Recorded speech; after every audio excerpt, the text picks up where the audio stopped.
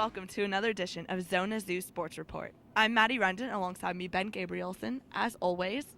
And the men's basketball team had an amazing homestand this week. They actually swept the Washington schools, and this also brings their win streak to 3 games. That's right, Maddy. The Cats had a great weekend, came in with the number 1 team in the Pac-10, leading off the homestand, the Washington Huskies. Let's go to the highlights.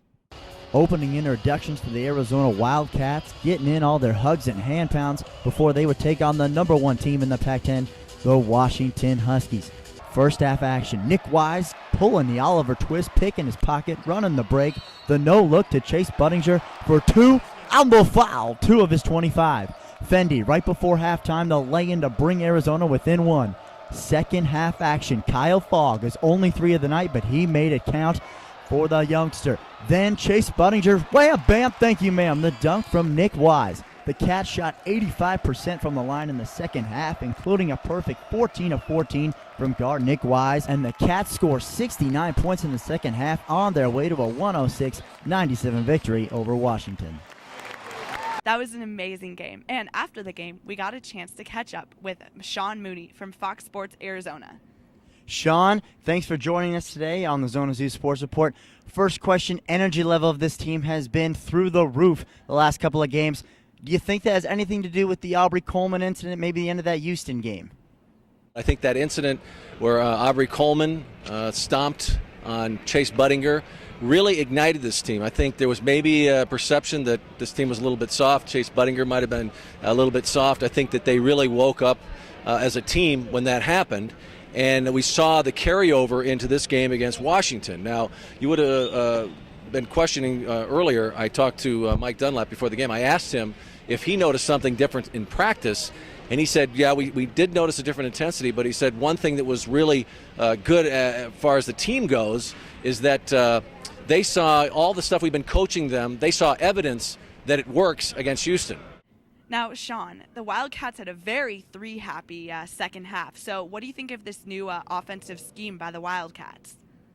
I think offensively, when you look at this Arizona team, you're really starting to see a great team effort. I mean, not only did you get great performances tonight out of people like Chase Budinger and Nick Wise, who was kind of in a little bit of a funk a few games ago. He's really turned it around and had a tremendous night tonight. Chase Budinger was right on where we expect him to be. Jordan Hill, who was supposed to be a big factor in this game, certainly had a very good night against John Brockman, but what we saw was guys coming off the bench, people like Fendi Onabun, who got to the line, who's like a 30% shooter, knocked down some really important points. You're seeing Kyle Fogg emerge, this young kid who is being tested in some really crucial situations and coming through for the team. You saw Judkins getting out there again. So I think as a team, they're really coming together, and that is what they need to do offensively. Sean, what can we take away from this victory against a big-time win like the Washington Huskies, who had come in beating UCLA at the top of the Pac-10? What can the Cats think realistically for the rest of the season? At this point, I think what we're seeing, this Pac-10 conference is all over the place. You see teams like Oregon State pulling off some big wins this past week. Can we say that the Cats have turned a corner? Are they really coming together? That has yet to be seen, but you've got to just take what we saw in these last 2 games. They're not the same team we saw before that Houston game. Can they capitalize on it? Are some of these other teams that did well the first half in the Pac-10 going to dip a little bit? And so we're going to see some of these other teams that maybe didn't play so well the first half starting to come together. I think it's going to be a real Wild West in the Pac-10. And Arizona, if they can keep playing like this, will be right in the thick of it. Sean, thanks again for sitting down and taking some time to answer some questions. We always enjoy your analysis. Hopefully we'll catch up to you later on in the season. Thanks for having me on the ZonaZoo Sports Report. And I'll tell you what, Fox Sports Arizona has nothing over you guys. And on the eve of the Super Bowl, the Cats took on another Washington school, this time the number 1 defensive team in the Pac-10, the Washington State Cougars. All right, so let's go look at the highlights from the Washington State game. The Arizona Wildcats getting ready to take on the Washington State Cougars. The crowd obviously into it as the first half gets underway. Kyle Fogg from beyond the arc, and you can count that one. Kyle Fogg for 3. Chase Budinger runs the give and go to Jordan Hill, who takes in for a monstrous dunk. That would be 2 of his 16 for the night. Nick Wise from beyond the arc, he shoots it, and that'll be good for a tray. Chase Budinger decides to try his luck. He makes it, and boom goes the dynamite. All right, Foggy driving baseline. He tries his best, but he needs a little help from Jordan Hill to tip it in. Chase Budinger driving, but dishes it out to Zane Johnson, who hits it for a three-pointer. Finally, after going up by 1 at the 12-minute mark, the Cats never looked back and won the game 66-56. Go AZ Cats writer Scott Karpen was on hand afterwards to answer some of our questions and give his analysis. Okay, Scott, so Chase Budinger put up just some crazy numbers in both the Washington and the Washington State game. Do you think Chase has finally found his shooting form?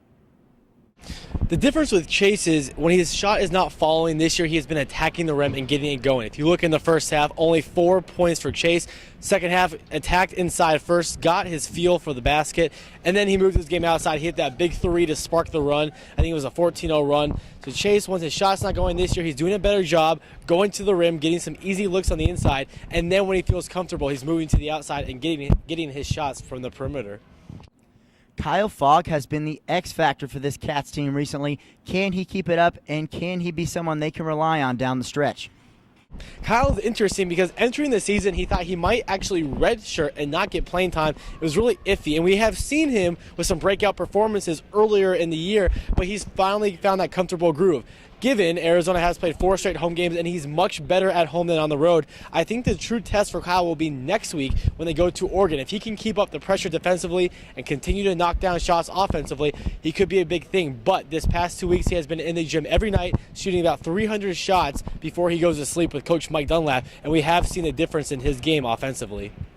Now, after the Cats swept the Washington schools, what do you predict for the rest of the season? Well, we just completed the halfway part of the Pac-10 season. Arizona 4-5. Obviously, a good chance to switch that around, but some big games and road trips coming up. They still go to Arizona State and they go to the Washington schools, and they have UCLA and USC coming to Tucson. The big question is, can Arizona hit 20 wins? If they do, this could be an NCAA tournament team for the 25th year, almost unprecedented, the second best streak in the history of college basketball. The question is, if Arizona can play like this, like they did against the Washington schools, the rest of the way, they will have a great chance to make the tournament. But if we see that stretch like they hit against in mid-January where they just weren't playing with much energy, didn't have the defense going, they are going to struggle. So the question is, can they play defense and can they shoot the ball, especially on the road with such a young team that, remember, has 0 road wins this season. Thanks, Scott, for sitting down with us. Now, coming up this week, the Cats head to Oregon as they take on a very revived Oregon State team on Thursday, who is currently on a 4-game winning streak, including a 3-point win against their bitter rival, Oregon. Thank you for watching this week's edition of ZonaZoo Sports Report. I'm Maddy Rundin. And I'm Ben Gabrielson. And thank you so much for watching.